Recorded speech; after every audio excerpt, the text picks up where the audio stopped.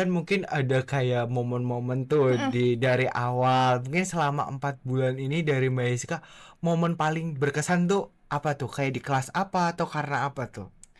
Oke, kalau momen berkesan itu kerasa banget ya Raf, karena 4 bulan itu kan bukan waktu yang Iya, sebentar. lama ya. Tapi rasanya Oh bentar, kalau dari aku tuh bentar banget Raf, kayak berapa minggu doang. seru berarti ya. Kok udah kelar kayak gitu. Oh, Padahal perjalanannya juga panjang gitu kan. Nah itu teman-teman, kembali lagi, kalau kita melakukan pekerjaan kita dengan nyaman, dengan senang, dengan bahagia, itu pasti waktunya akan kerasa sebentar. Bener nggak Raf? iya bener. Berarti jangan Betul. jadi beban ya. Betul, jangan Hmm. jadikan beban. Memang itu beban Oh teman-teman, beban tapi sebenarnya, tapi jangan jadikan beban gitu. enjoy aja, Jalani enjoy. sesuai dengan Oke. ritmenya gitu. Karena semua masalah itu akan ada waktunya dan akan selesai pada waktunya juga. Jadi chill, santai, yang penting ikuti aturan yang ada.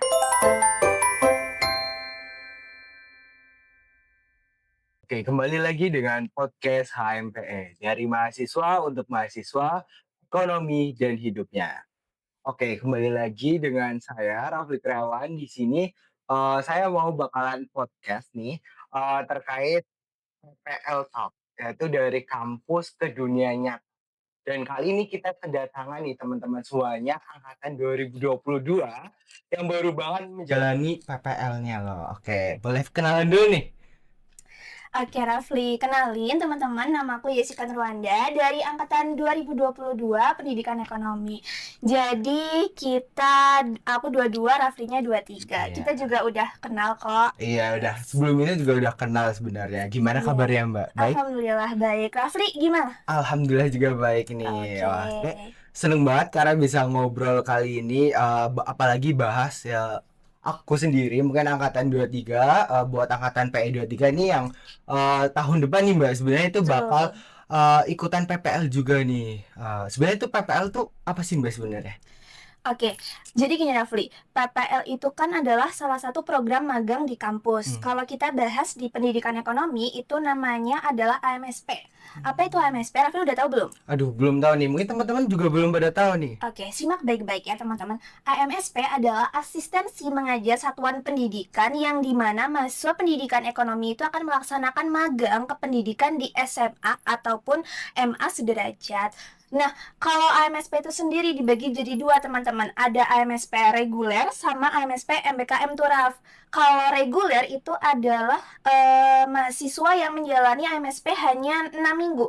Karena apa? Karena mengikuti program kampus mengajar. Raffi tahu kan kampus Oh mengajar? iya, tahu nih. Berarti Mm-mm. ada perbedaannya ada dua ya. Betul. Kalau AMSP MBKM itu kayak saya yang menjalani selama 4 bulan lebih. Nah, kalau Rafli lebih tertarik MBKM atau reguler? Aduh, sebenarnya ini agak ini ya, membingungkan karena sosoknya Mm-mm. memiliki benefit masing-masing ya. Betul, betul. Mungkin, tapi ternyata BKM sekarang kan udah nggak ada nih, Kak.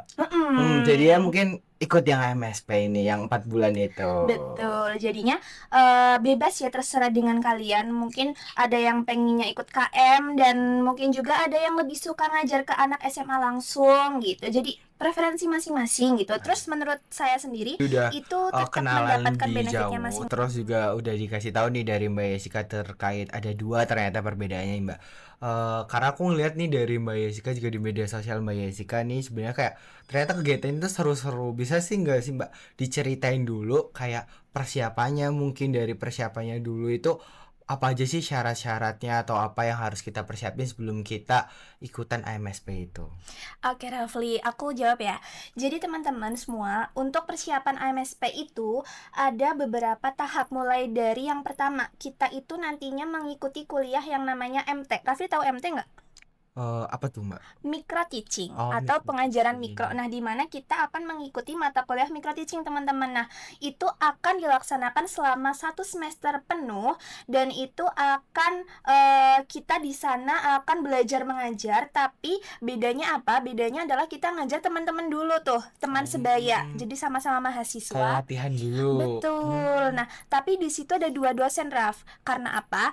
Karena ada kelas A sampai kelas G, di mana kelas A sama B itu di merger dan itu jadi satu kelas, ada dua dosen. Nah, di situ kita apa? Kita di kelas MT khusus. Nah, kelas MT yang di atas, tahu nggak? Yang Tahu. itu Itu di ada di situ. gedung F ya, Mbak? Betul.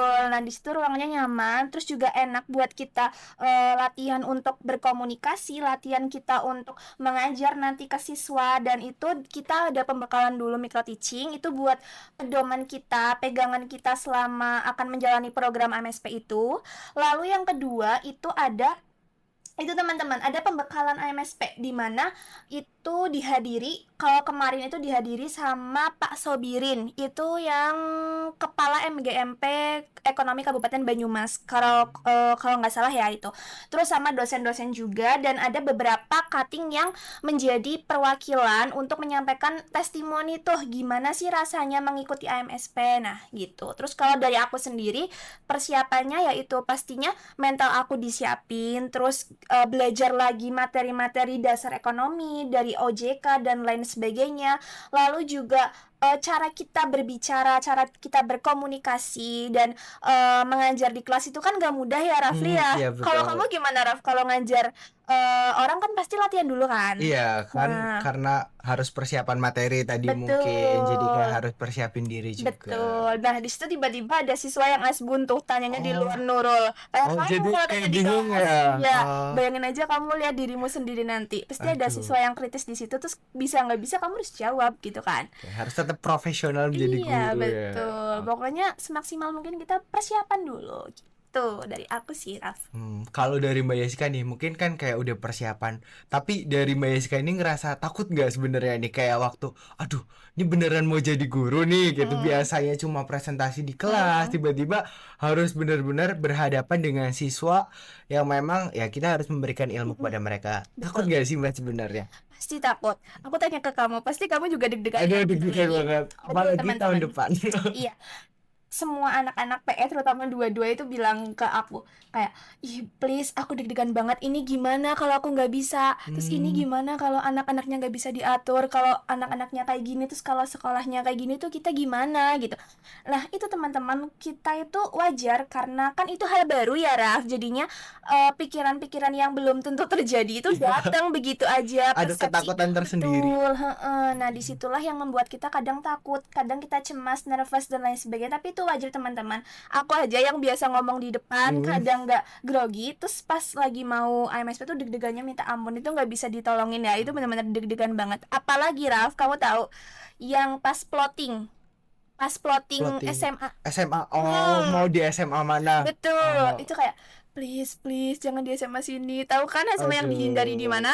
Mana tuh, Mbak? Ada Aduh, lah, ada nanti ya. kamu pasti akan tahu pada masanya tertentu, nanti ke depan pasti akan tahu kayak ternyata aku di SMA itu, Oh iya, bayangin, mungkin aduh. karena tingkat kritisnya itu makin tinggi gitu ya, Mbak. Betul, jadinya kayak ya Allah, ini gimana kalau aku ditempatin di SMA ini, berarti aku harus belajar tiap malam, dan biar ternyata aku di SMA ini gimana coba pikirannya, Raf? Aku sampai gak bisa tidur seharian karena apa, udah mikir dulu kayak Overthinking ya, kalau di overthinking SMA nanti satu tuh gimana? pasti anaknya kayak gini, kritis-kritis, terus di situ juga banyak anak olim kan. Nah, kita bisa nggak bisa harus belajar kayak gitu. Supaya enggak terlihat, oh nih guru kok nggak bisa lebih paham saya gitu. Betul. Padahal kan guru selangkah lebih maju Maju dibandingkan dengan muridnya. muridnya ya. Betul. Kayak gitu sih, Raf, kalau dari aku. Nanti kamu juga ngerasain. Waduh, kayak emang pasti ada ketakutan sendiri-sendiri. Tapi Mm-mm. kalau gitu nih buat Mbak Yesika nih ada nggak sih tips buat kayak nih kita sih harus ngapain dulu atau kita bicara depan kaca dari Mbak Yesika sendiri tips and triknya nih waktu buat nih takut nih kan besok Mm-mm. aduh gimana ya gemetaran dan lain Mm-mm. sebagainya dari Mbak Yesika nih ada nggak sih tips and triknya sebenarnya?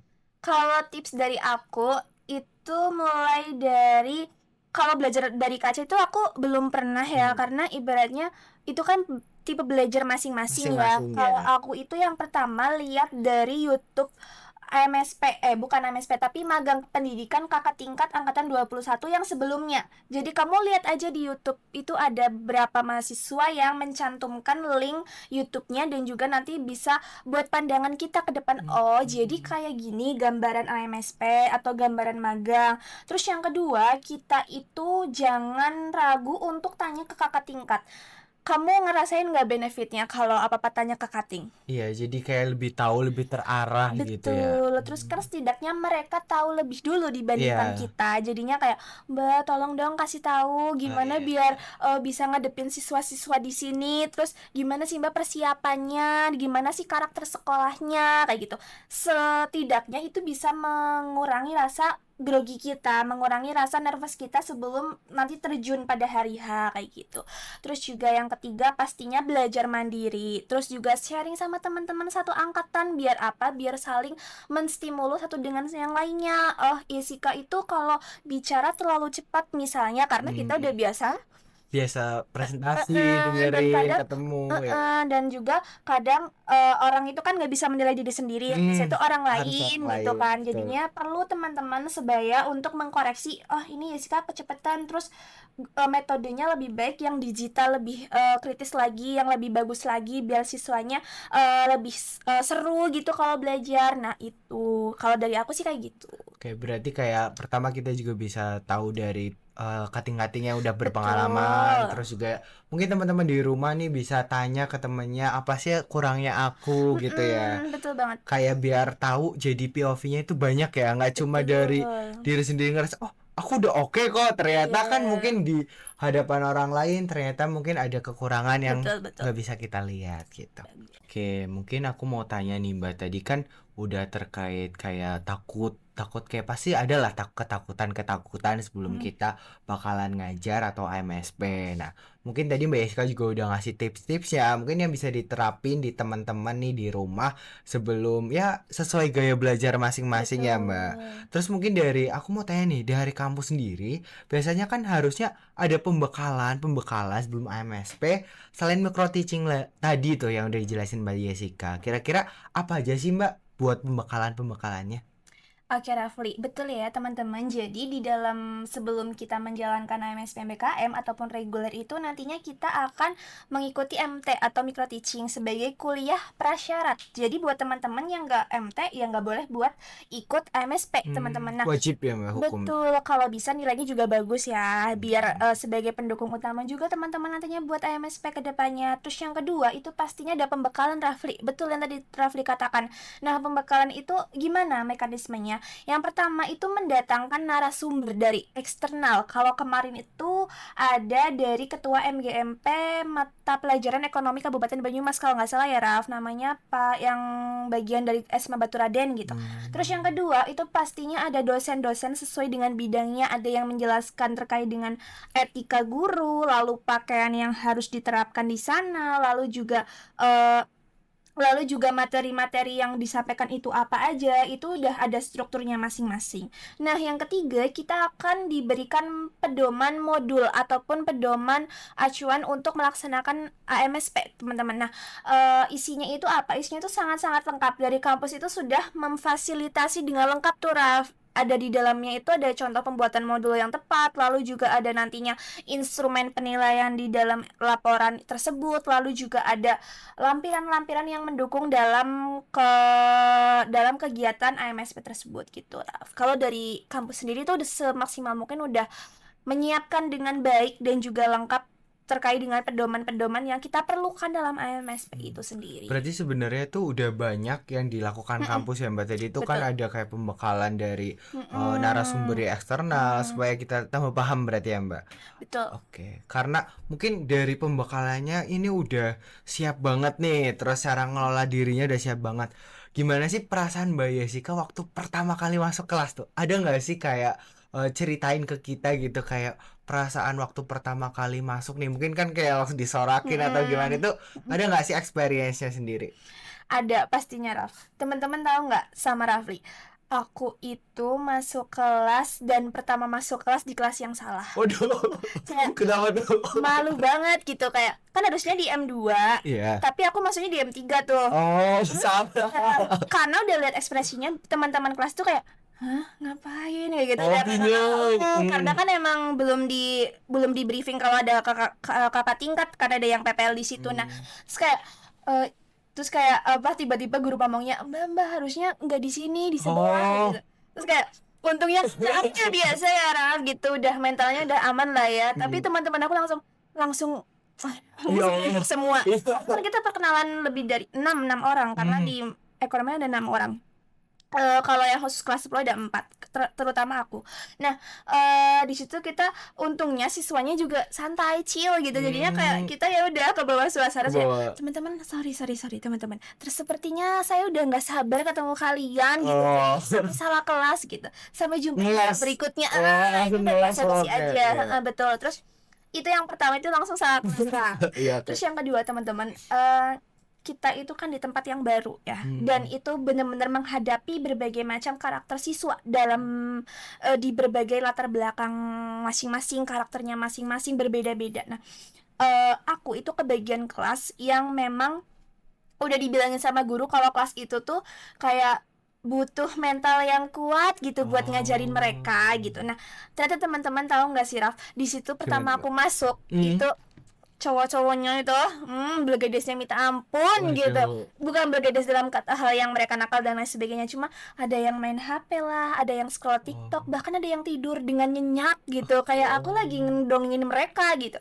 Nah, tapi teman-teman, seiring dengan berjalannya waktu, karena aku nerapin pembelajaran yang aku nganggap mereka bukan siswa, tapi teman aku, teman belajar sebaya. Jadi di sini nggak ada kata salah, di sini nggak ada kata yang kalian itu menyampaikan pertanyaan atau jawaban yang salah atau kurang benar, tapi semua itu benar. Tapi memang kalian itu di tahap belajar, jadi semua harus dimaklumi. Apa yang kalian sampaikan itu ya itu sebuah proses kayak gitu. Jadi pada saat mereka nyampein jawaban, mereka berargumentasi juga mereka dengan pedenya menyampaikan gitu. Dari aku menerapin pembelajaran yang seperti itu. Terus juga di kelas yang hyperaktif banget gitu Raf, bahkan satu orang itu mungkin kayak kita yang nggak bisa diem di kelas Raf gitu, sampai banyak dosen yang sampai dosen mungkin kalau di kelas cukup Cukup. gantian yang lain Gantian. itu di kelas, beberapa kelas yang aku temuin, dan memang semuanya aktif gitu. Dan kalau kita pembawaannya santai, seru, dan juga nggak strik-strik banget gitu,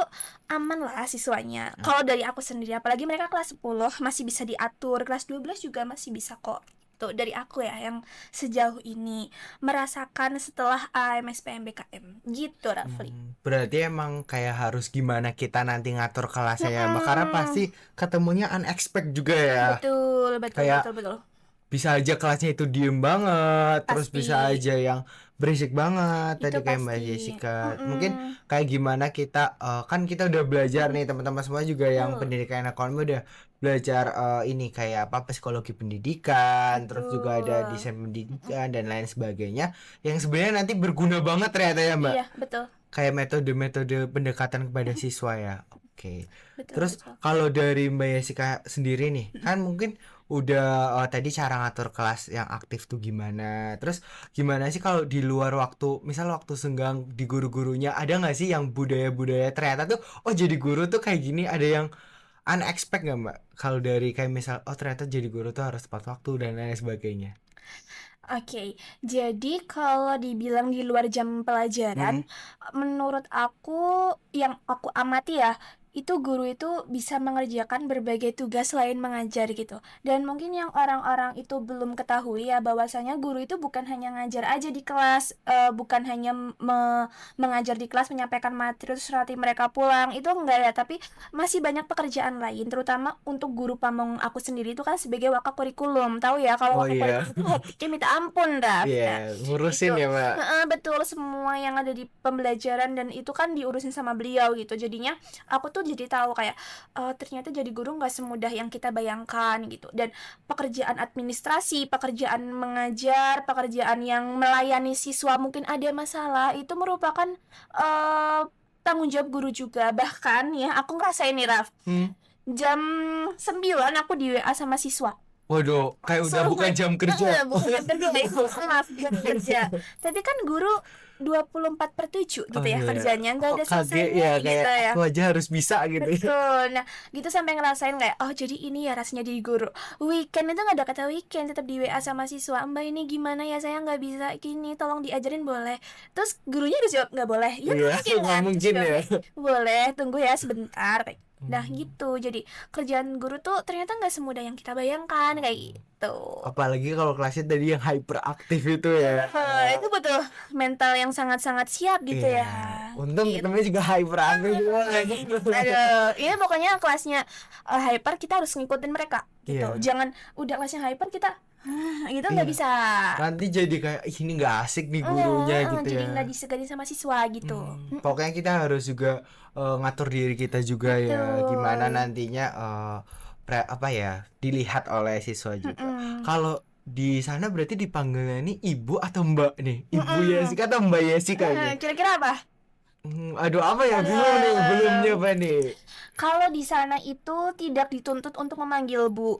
Karena dari awal perkenalan yang ibu pamong saya itu boleh manggil Mbak, boleh manggil Bu. Jadi saya memilih panggil Mbak. Mbak gitu ya. Terus tapi teman-teman buat kalian itu ya jangan merasa kayak dipanggil guru tuh kayak udah tua banget. Itu jangan. Aku juga dipanggil guru kok, Bu gitu, Bu Yes gitu kan. Terus mungkin lebih nyaman mereka panggilnya Mbak Yes. Cuma kadang saya nyuruh mereka kadang panggil aja Bu Yes ya, biar kalian bisa lebih kayak Merasa udah jadi rasanya guru gitu. kan feel-nya beda ya Raf, manggil Iya. Mbak sama dengan Bu. Ada kayak wah ini ada jarak gitu ya. Kesenjangan, betul. Jadinya mereka juga kalau di kelas manggilnya Bu juga, ada yang manggil beberapa Mbak Yes juga. Itu tergantung mereka juga nyamannya gimana gitu, Oke. Rafli. Yang penting jangan ngerasa tua aja ya.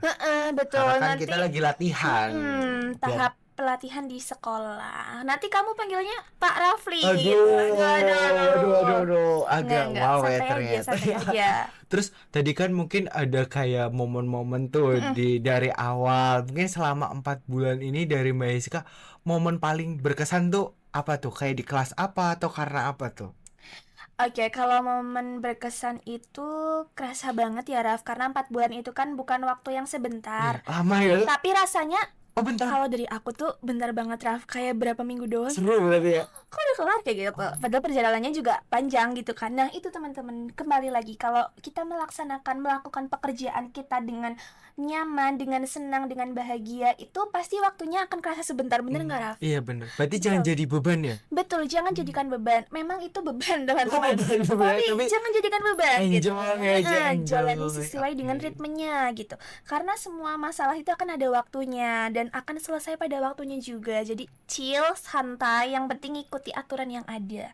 Terus hal yang paling berkesan ya Raf, kembali Iya. lagi ya Raf, itu aku nerapin yang namanya bintang keaktifan di kelas. Itu yang kayak charm yang digelang-gelang itu, yang bisa dirangkai, itu aku Oke, kasih oke. mereka 1 poin, itu 1 bintang.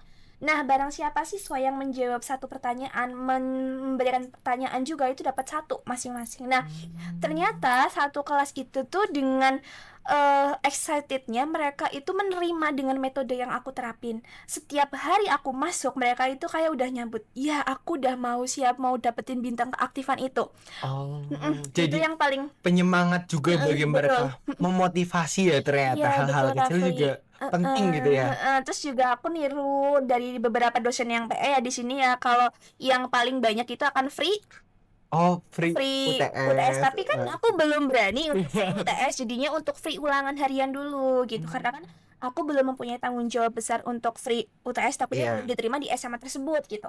Dan aku nerapinnya free ulangan harian, tapi ada syarat-syarat tertentu ya Raf, kayak misalnya itu benar-benar harus yang kalau misalnya bertanya itu yang gak cuma pertanyaan biasa, tapi ada komponen-komponen di dalamnya, meliputi lingkup yang lebih luas lagi, yang kritis gitu, bukan hanya tanya yang biasa aja Oh, iya. gitu. Betul, kan Pokoknya ada yang lebih berbobot gitu ya kan ada pertanyaan. yang tanya kayak ini Asal nanya aja ya. sebut aja gitu ya gitu. Jadi ada kriteria tertentu, dan nanti kemarin itu saya kasih sertifikat buat mereka, kayak siswa teraktif ekonomi kayak gitu, free ulangan gitu. Itu kan sebatas kertas tapi buat mengapresiasi mereka Iya. gitu kan. Jadi makin kalian yang lain juga, wah aku bisa nih, masa dia aja bisa aku enggak gitu ya.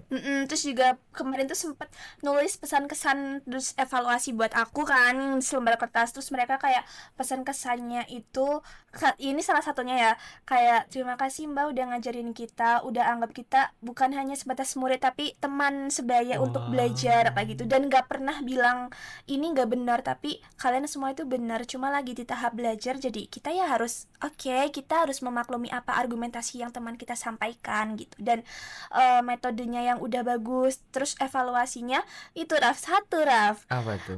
Apa tuh? katanya Raf, tulisan Iya. aku tuh kekecilan kalau di papan karena nggak Oh, bisa nulis kecil teman-teman di papan tulis. Terus katanya, Mbak tolong tulisannya agak gede dikit ya, kayak gitu. Nah itu oh, kan salah satu bentuk evaluasi kan ke evaluasi ya. depan, nah gitu. Terus juga penerapan metode yang tepat itu perlu banget di setiap kelas dengan metode yang berbeda-beda, karena ya memang itu satu kelas itu berbeda dengan kelas yang lainnya, kayak Iya, nggak bisa gitu. disamakan gitu ya, Mbak. Heeh, betul, Oke. Rafli. Berarti kayak kita juga itu kan berkesan banget nih buat Mm-mm, Mbak Yasika, ternyata kayak teman-teman dari mungkin siswa-siswanya mm-mm, itu pada welcome semua. betul. Terus berarti ini teman-teman nih sebelum ini juga harus ya mungkin ngajar temannya, jadi kayak mungkin itu Iya. tahu ya kayak Mm-mm, kesalahan di diri mm-mm, kita gitu apa betul. gitu. Karena saya juga tulisannya kurang bagus nih, jadi mungkin harus belajar ya nanti biar Iya. bisa diterima ya nantinya. Betul, karena Oke. kita gak cuma ngajar satu orang ya, tapi 36 orang, 36. bahkan lebih dari itu kalau kita ngajar lebih dari satu kelas kayak gitu. Itu kalau rame tuh Mbak Yeska gimana tuh? Apa rame Kayak misal gimana? kelasnya nih rame gitu kan, kayak ada yang main HP sendiri, maksudnya kayak rame dalam artian tuh sibuk sendiri Mm-mm. masing-masing tuh, dari Mbak Yeska tuh teriak kayak ayo ayo semua di sini atau gimana tuh? Kalau dari aku itu emang daya kelasnya kayak gitu ya, butuh teriakan khusus Oh gitu khusus ya, ya Mbak. dengan cowok-cowok yang Masya Allah harus sabarnya Oh, minta ampun.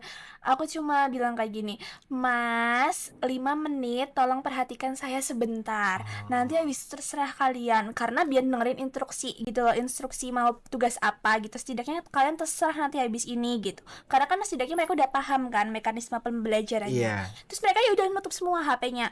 Dan setelah aku nerapin kayak gitu, mereka juga mungkin ada beberapa yang diem-diem HP-an, cuma nggak seintens itu, nggak seintens biasanya yang pertama kali aku masuk dengan mereka acuh. Tapi 2 minggu pertemuan dan 3 minggu berikutnya itu nggak ada yang ibaratnya main HP sendiri, itu nggak, semuanya menatap ke depan Depan. gitu. Dan Oh, kita baru ngerasain Raf kayak, oh jadi gini ya kalau jadi aku guru di kelas itu dilihat. TikTok sendiri itu benar-benar kelihatan semua gitu loh, Oh, kayak ternyata nggak enak kalau misalnya kita nggak dihargain kayak gitu. Nah gitu, makanya kan ada slogan, kalau kamu mau dihargai orang lain, hargailah hargai orang lain orang terlebih tua. dahulu. Oke. Itu pokoknya banyak pembelajaran lah di situ. Oke, mungkin Gitu. ini teman-teman jadi sadar ya sebenarnya kayak Sadar. di kelas tuh sebenarnya dosen tuh ngelihat langsung loh, karena Betul. PSB kalau nanti kita jadi guru tuh nggak enak. Jadi mulai dari sekarang teman-teman jangan HP-in dulu gitu Iya, ya. terutama Sudah. kamu. Waduh, iya Iya. juga harus memperhatikan ya Mungkin teman-teman. boleh pegang HP Hmm. di waktu yang tepat, contohnya disuruh untuk cari Oh referensi, cari iya, jawaban ini betul. gitu.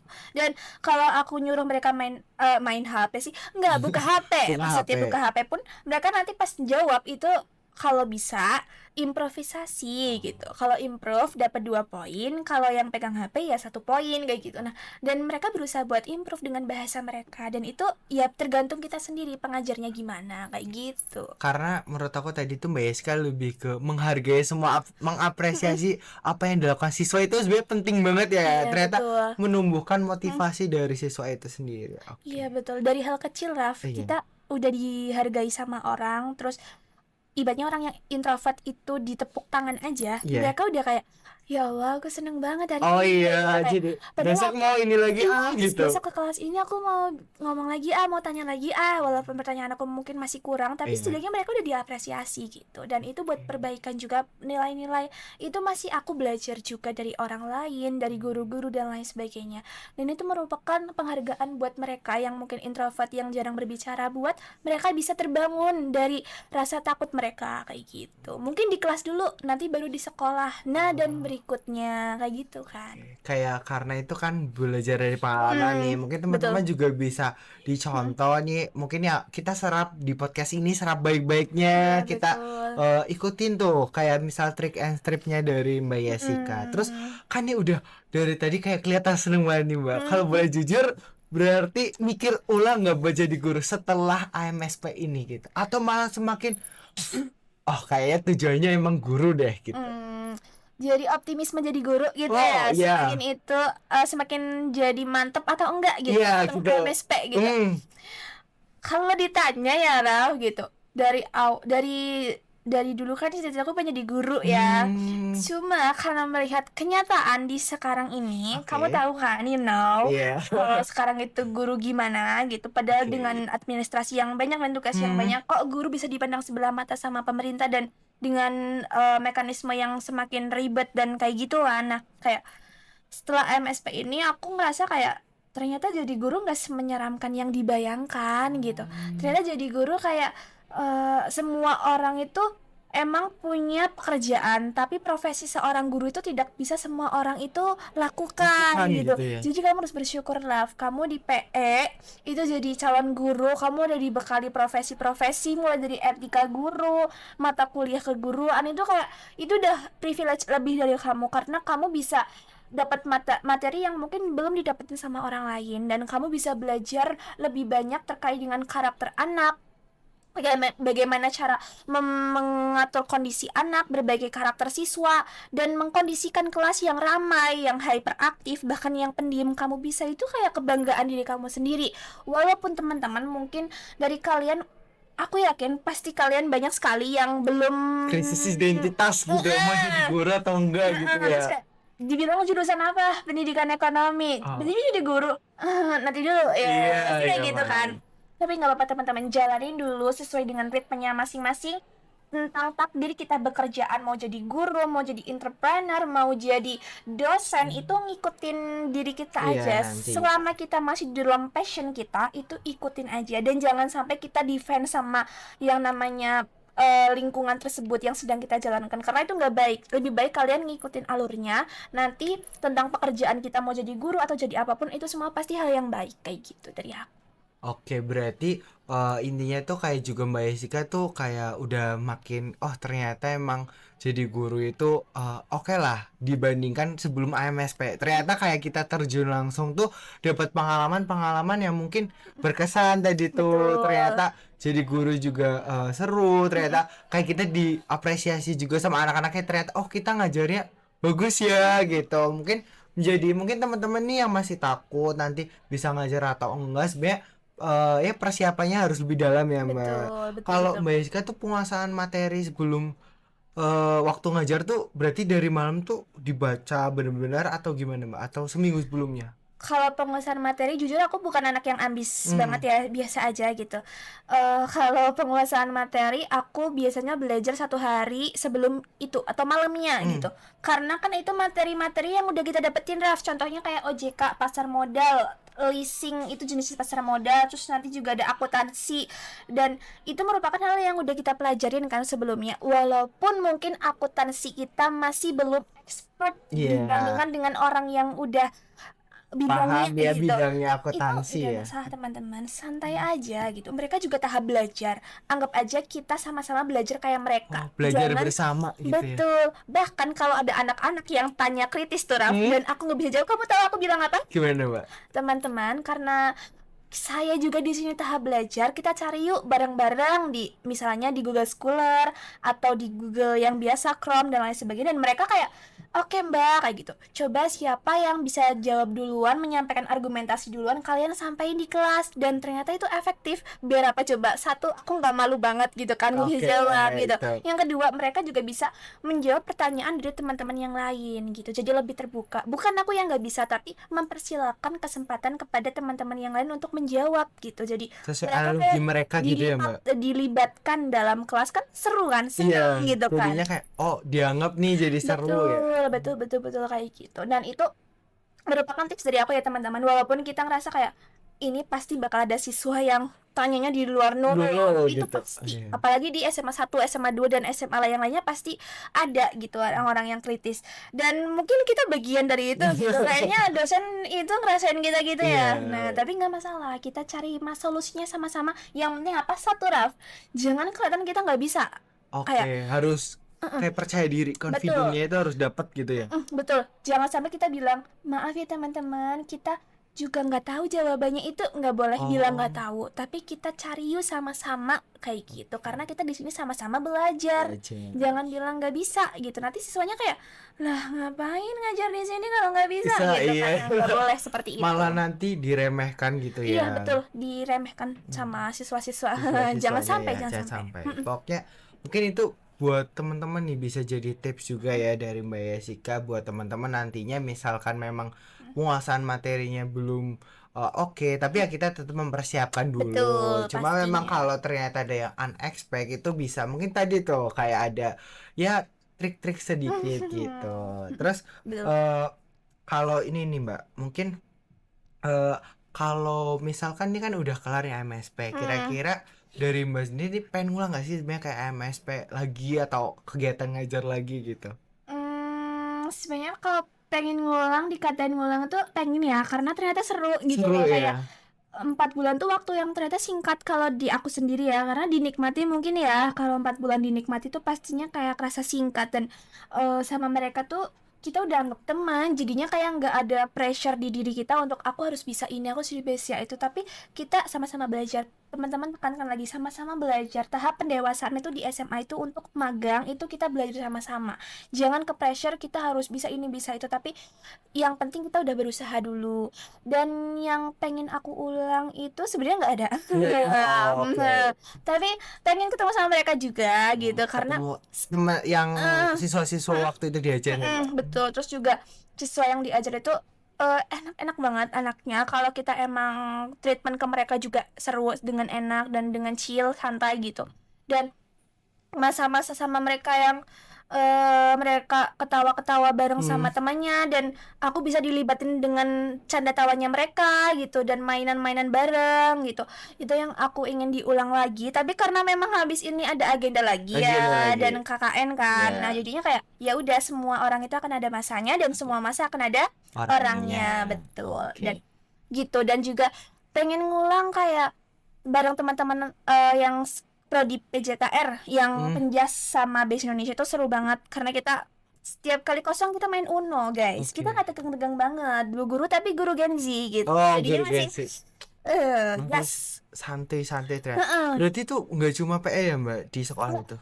Oh, Ada dari Bahasa pendidikan Indonesia, yang lain juga. Bahasa Indonesia sama Penjas Oke, gitu. berarti Seru. kayak collab gitu jatuhnya di satu sekolah tuh nggak cuma ekonomi Iya, ya Mbak. betul. Pas penerjunnya juga sama-sama, pas penarikan juga sama-sama. Cuma tupoksi bidangnya masing-masing. Mereka yang ngajar olahraga, bahasa Indonesia ngajar bahasa Indonesia, ekonomi yang ngajar ekonomi gitu. Pas perpisahan tuh ada nggak sih Mbak kayak mungkin dari Mbak sendiri atau dari mereka gitu ada nggak kayak pesan-pesan waktu perpisahan tuh waktu terakhiran? Itu ada perwakilan sih, Ralf. Kalau pesan-kesannya tuh perwakilan dari PJKR yang cowok. Karena selalu ada yang cowok dulu yang Oh ngajar. iya. Ya itu, terus nyampain kan terkait dengan pesan-kesannya. Lebih tepatnya kayak kesimpulannya adalah kami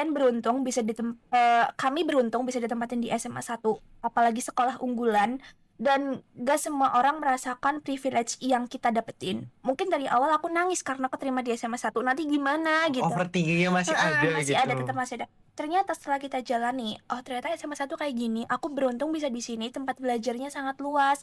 Terus guru-gurunya juga bukan guru yang biasa, tapi mereka udah berpengalaman, kompetensinya udah luar biasa. Siswanya juga jangan dianggap ragu, karena mereka anak-anak yang berprestasi semuanya di situ. Kita sama-sama belajar di situ. Jadi kayak aku beruntung di sini kayak gitu. Dan yang dia sampaikan itu adalah mengharap silaturahmi yang gak terputus, karena kan kita habis ini mau penelitian di sana kan. Iya, Nah betul. itu, Raf, jadi kayak teman-teman cari relasi seluas mungkin, dimanapun kapanpun kalau bisa dapat relasi, karena itu buat kemudahan kita di masa yang akan datang. Kamu tahu kan pentingnya relasi, Raf? Ya Iya. pasti rasain kan. Iya, jadi Iya. mau ngapa-ngapain tuh gampang gitu ke depannya ya Mbak. Betul. Betul. Oke. Oke, mungkin itu udah seru banget nih dari tadi ngobrolnya terkait dari sebelum sampai hari H. Terus mungkin aku nih mau satu pertanyaan lagi nih Mbak, pertanyaan terakhir. Kira-kira setelah MSP 4 bulan itu apa sih harus kita kerjain? Apakah ada laporan atau apa tuh Mbak? Bisa di-share? Kamu sepertinya tahu ya pikiran aku yang di sini gitu. Iya. Oke, itu pastinya ada laporan, teman-teman. Kalau di AMSP 2025 sekarang ini yang aku rasain untuk tugas kami, yang pertama mengerjakan laporan akhir dulu, yang laporan keseluruhan. Terus yang kedua kita mengerjakan 6 laporan konversi mata kuliah. Walaupun kita udah MSP, tapi kita udah konversi 6 matkul. Tapi itu gampang kok. Jadi kayak tentang kurikulum, administrasi pendidikan, administrasi pembiayaan, kesiswaan, dan lain sebagainya. Tapi itu mudah sebenarnya. Cuma kayak tergantung kitanya. Sebenarnya ngerjain laporan tuh gampang ya, cuma kayak Niat niatnya kita niatnya itu gitu kayak harus dikumpulkan, dipupuk dulu ya Mbak. dipupuk sampai tumbuh dulu baru aku kerjainnya gitu. Tapi biasanya aku percaya sih kalau deadline-nya mendekati, tiba-tiba otak selancar gitu ya, selancar kereta kencana gitu, tiba-tiba langsung wus gitu selesai kan gitu. Cuma kadang kita yang dibikin berat aja kayak aduh banyak banget 6 laporan, satu laporan akhir gitu. Sedangkan itu kan isinya ratusan lembar kan kalau yang laporan akhir. Tapi dibawa santai aja teman-teman, semua kan ada selesainya gitu. Selesainya. Walaupun saya belum selesai, Oke. tapi santai aja. Tetap bisa lah ya Mbak sebenarnya. Itu kalau yang penting tuh dari niat kita gitu ya. Tuh. Ini udah seru banget nih Mbak dari tadi obrolannya. Terus aku mau ngucapin makasih banyak nih ke Mbak Sama-sama. Yesika udah sharing pengalaman AMSP-nya atau PPL ya. Itu Betul. kayak di pendidikan ekonomi ternyata nggak semenakutkan itu dan Betul. ternyata banyak sekali benefit dan ya sangat relate lah buat kita siapin mental. Apalagi ini angkatan 2023, terutama saya juga nih yang mau mau nantinya terjun juga ke sekolah supaya ini teman-teman habis dengerin podcast ini yang overthinking, takut, itu udah bisa terjawab Betul. dan ya itu nantinya kita bisa belajar bersama dengerin di sini. Oke. Karena itu jangan lupa buat follow dan stay tune terus di episode berikutnya. Sampai jumpa di obrolan selanjutnya. Oke, bye-bye. Bye. Terima kasih Rafli. Oke, makasih Mbak Jessica. Thank you.